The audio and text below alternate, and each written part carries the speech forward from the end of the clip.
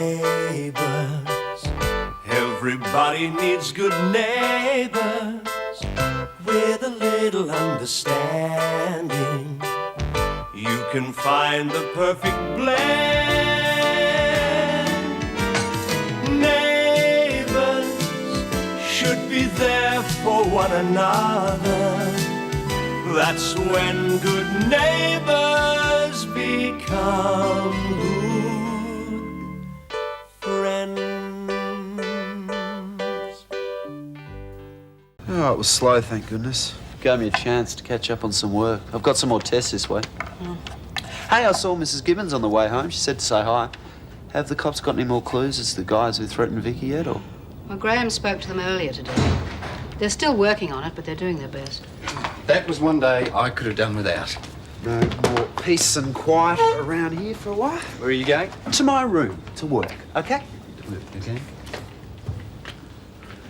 What's he done to upset you now? Oh, God knows. Looked at him sideways or something. There's something. I was talking to Shane this morning. Seems he's definite about pulling out of the business. That's odd. You heard him yesterday saying that he only needed time to think. It was simply a break. Oh, it's more permanent than that now. Gran, you can't let friendships interfere with the business running smoothly. You know that. Paul, have I ever tried to advise you on the running of your business? No. Then I'll thank you to extend me the same courtesy. I'm not interfering, Gran. I'm just concerned for you. I know you can't run home James by yourself. Ah, I see. You want to jump in and buy me out? No, nothing of the sort. No? Well, I'd be willing to inject a bit of cash into the operation. I know you could do with it. A friendly gesture, no doubt. Yes, no. What would it take to make me a full partner? Aha. You want 50% of Home James. There's untapped potential there, Gran. I'm happy with the way the business is.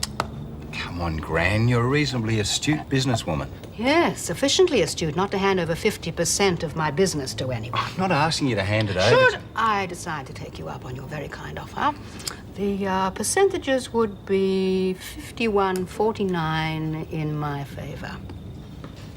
But, as I say, I won't be making any dramatic decisions regarding the company until Shane has a chance to decide what he wants to do.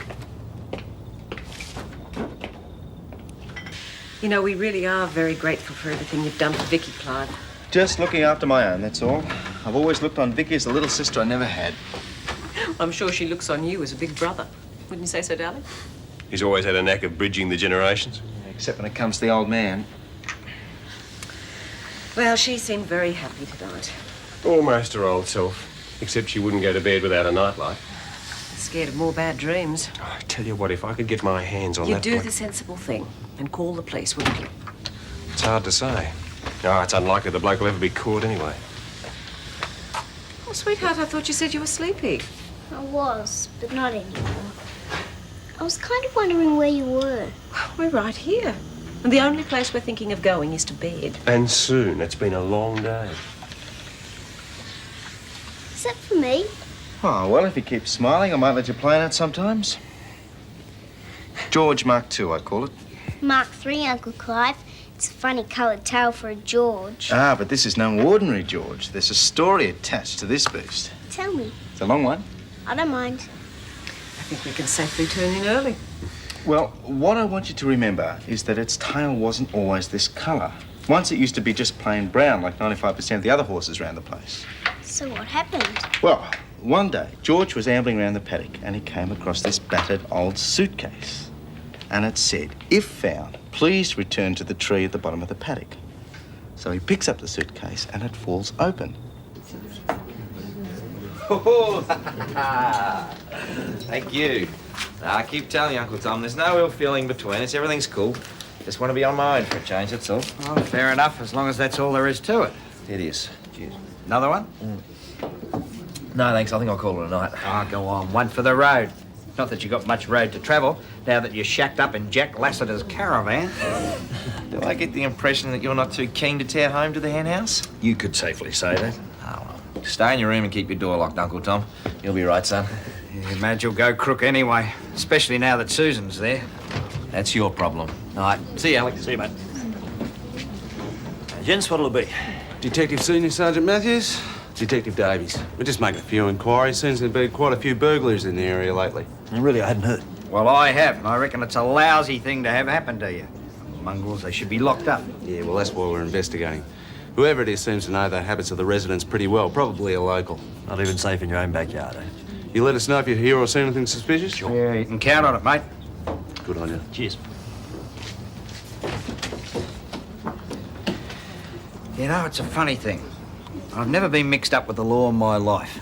And I know they're there to protect us. But I still feel as guilty as hell whenever they're around. Yeah, I know what you mean.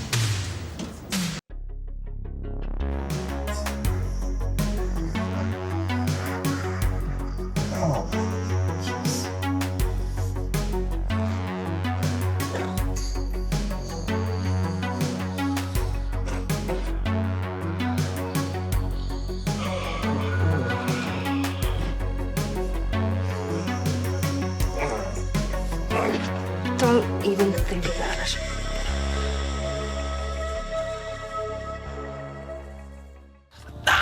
Look, I'm harmless. No weapons. Yeah, sure, with a knife at your throat. Okay, come on, this is crazy. What do you want? Who are you? I've got the knife, I'll ask the questions. Now, what are you doing in my caravan? This is my flaming van. I live here. No, you don't. The owner's away for 6 months and it's vacant until he gets back. It was until yesterday when I started paying rent. Look, if you don't believe me, you can ask the manager of the place. He's a mate of mine. Paul Robinson. Yeah. Look, I've already shaved this morning. Would you mind sort of easing off a bit, please? I don't know. Lowest Dawn was looking from the bed. Okay, come on now, it's your turn. Answer some of my questions. Who are you? Name's Paddy Collins. I'm a friend of Jack's. Sorry, let me go. Jack who? Jack Lassiter, you fool. Middle-aged, charming. He owns the place. Said I could use the van any time I was passing through. I'm pulled up to know about this. It was an open invitation. Jack didn't know exactly when I'd be coming through. Now, would you just leave me alone? No, come on, I want to know all the facts. How do you know Jack?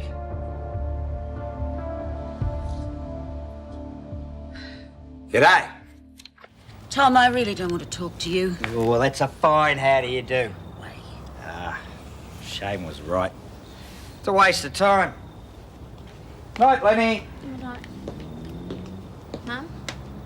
Yes? I think you're terrific for letting Susan and the baby stay.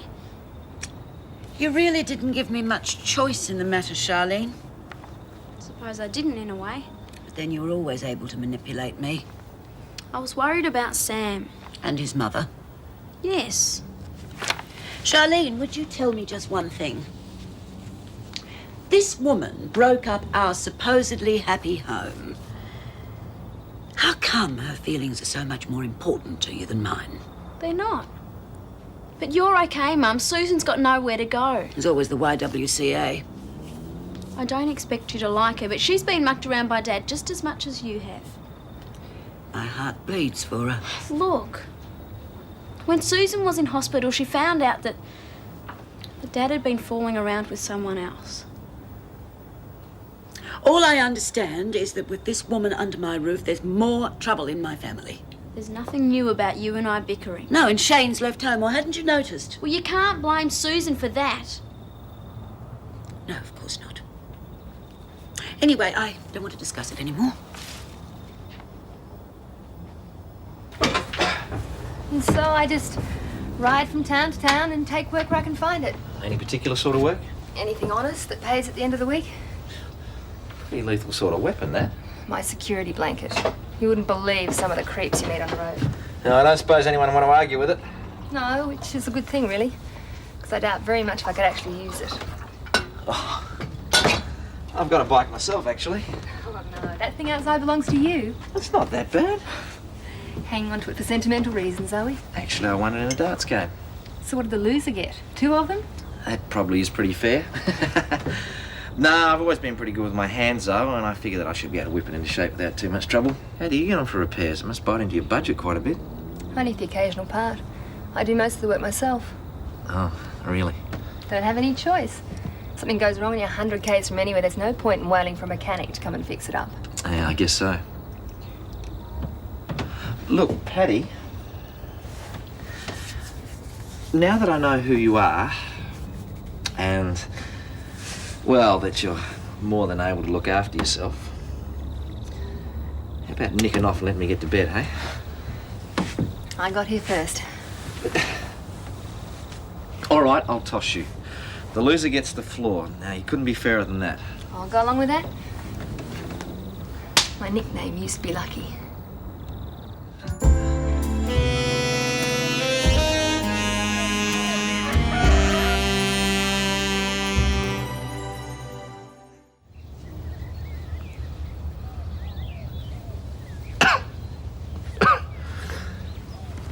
Morning. Sleep well? No. Did you? Yeah, it's a good bed.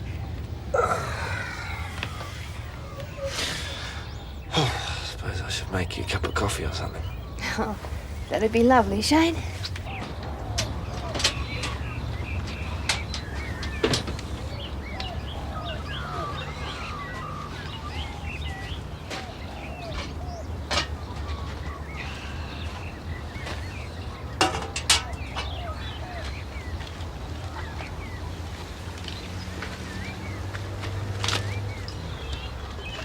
How's life in the wild?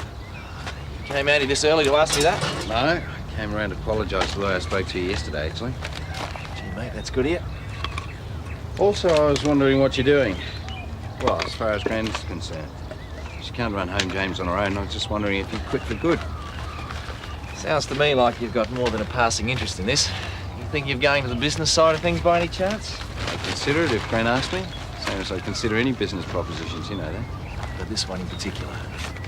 Shane, Gran's family. I'm involved. What more reason could I have than that? Look, I am sorry about the way I treated you yesterday. You still friends?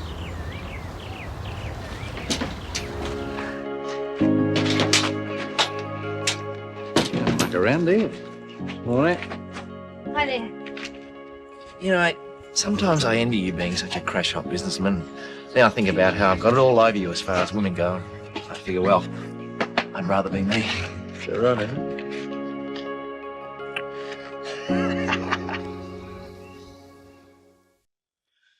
It's all your fault. I dreamt I was eating purple brumbies all night. It was a terrific story. Good. Gave me an idea, actually. I might extend Gift of the Gab services to creative nursery rhymes. No school today? Nope, Dad's taking me down to the surgery with him. We thought it might be a good idea to keep her close to us for a couple of days. Didn't we, love? Yeah, it's great when Dad takes me to work. Sometimes his receptionist let me take over for a while. You want me to pick her up this afternoon? No. I'll do it on my way home from work tonight. Can I get you some breakfast? No time, thanks. I want to get to the coffee shop before it opens. I thought you would have finished with that now that Daphne's back. Yeah, well, after ruining her business by putting Eileen in, helping out seems the least I can do. Sort of at a loose end now that Louise is gone. Will she ever come back, Uncle Clive? Yeah, riding one of the purple brumbies I started dreaming about. Does that mean she won't? Means probably not. I hope she's happy in England. Yeah, so do I, Vic. Well, at least you still have time for breakfast. No. I want to call in my patient on the way through. Oh, taking your medicine seriously, Clive. Isn't that a dangerous sign? Helping sick people is not necessarily the same thing as being a doctor, Al. Can we get this straight once and for all? All the wild horses I was dreaming about could not drag me back to medicine. Huh?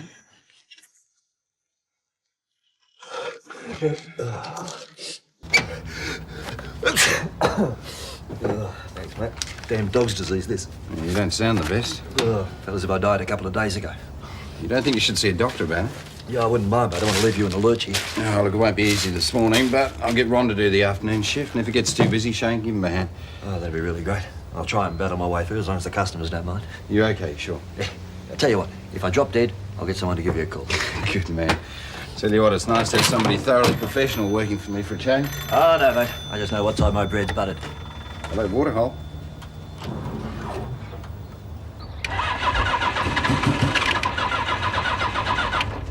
Helen, it was going all right a while ago. I'm impressed. Ever thought of becoming a mechanic? Make yourself useful and hold the throttle down. Might have a look, will you? All right, then chuck us a spanner. There you go. Spanner. Ah, right. Yeah, I dropped round to your place this morning. Uncle Tom's place, you mean? Look, he'd have you back any time you said the word. I'm doing just fine, Clive. How's Susan? Better, I think. Clive, I said hold it down. You haven't met my roommate, have you? You don't mean to tell me you know this goddess? Paddy Collins, Clive Gibbons. Pleased to meet you. Well, I'm about to hit the road again. Where are you going? Thought I might head up the coast. But we've only just met. Give it a rest, Clive. You don't feel like giving me a hand, do you? What's the problem? Well, I thought it was the electrics, but apparently not. I'll have a look, but it'll cost you. A few more nights in the caravan and go down really well. That caravan happens to be my home. Take it or leave it, but that's the deal. Sounds like you got yourself a bargain, my friend. Bargain? Should get her to show you a knife sometime. All right, you're on. Okay, start her up and let me have a listen. Did you check the plugs? Plugs? Filthy, but it's not in bad nick. A bit of emery paper should fix that up. That's only worth a few nights' accommodation. A deal's a deal. I'll put my gear away again. Listen, if you're going to be sticking around here for a while, you might like to pick up some extra work. Maybe? I'm sure the local coffee shop needs some help. I'll look into it, if you like. Thanks, I'd appreciate that.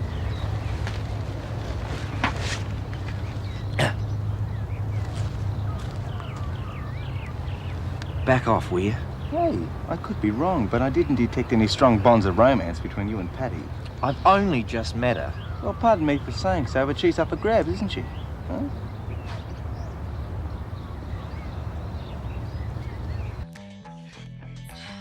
Hey, don't tell me the blushing bride's in a bad mood. I'm furious. I can see this business going down the drain in a space of a fortnight. And it's all due to that idiot. One day I will murder Clive, and you know what? Tell me. When they drag me off to the electric chair, I'll be smiling. Daphne, just the girl I was looking for. Do you realise that any moment now, thousands of customers are going to start pouring through those doors? Ah, yes, the lure of the humble jelly bean, friend of the teething toddler, panacea for the president. We're not exactly flat chat, Clive. Ah, yes, but we will be. Then you'll need an extra pair of hands, am I right? Are you suggesting I hire extra help? Well, you're going to need it. You're the one who got me into this mess in the first place, Clive Gibbons, and I expect you to work your fingers to the bone, free and gratis, to help me get out of it. I've got a pretty busy week coming up, Daphne. Too right you have, and you'll be spending most of it here. Not a resounding success, but it was only my first attempt. Don't worry about it, I'll find something. Hang on a second. You said you could do bar work. I take it you can pull a beer. Sure can. Have a seat. I'll tell you for why I need some help this afternoon, maybe even tomorrow too. Sorry, boss. I got to go to the docks. Shane's giving Ronnie a hand in the bar. Oh, fine. Well, listen, just give us a call tonight and let us know how you are, all right? Yeah, okay. All right. You know, if this is successful, it could be just the tip of the iceberg. And if it isn't, we're the Titanic. And if this ship sinks, Clive, I'll be making damn sure all hands are on deck. Understood?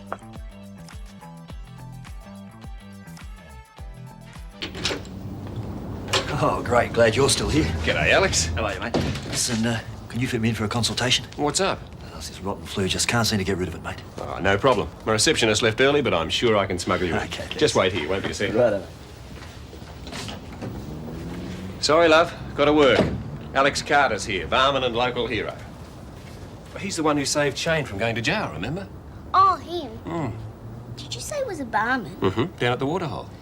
It's funny how you don't think of heroes having jobs like ordinary people. Real heroes are usually very ordinary people. Now, pop back into the waiting room while I see you, mate. Let's go.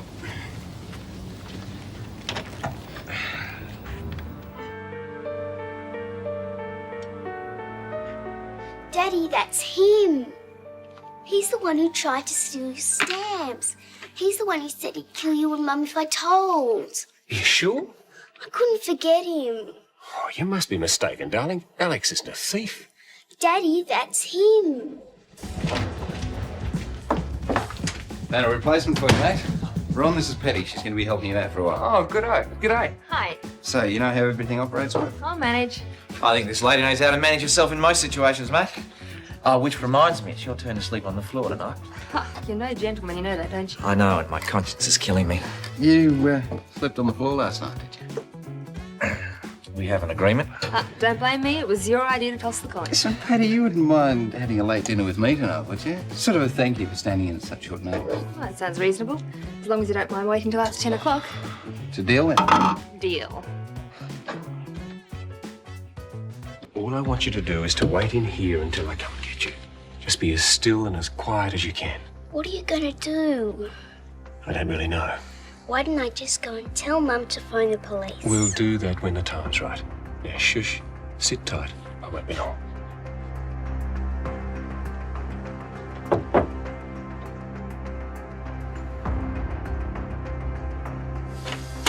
Would you like to come through, Alex? Right. Funny thing, just can't shake it, mate. Must be annoying. Yeah, driving me crazy. Still, it's not the end of the world, is it?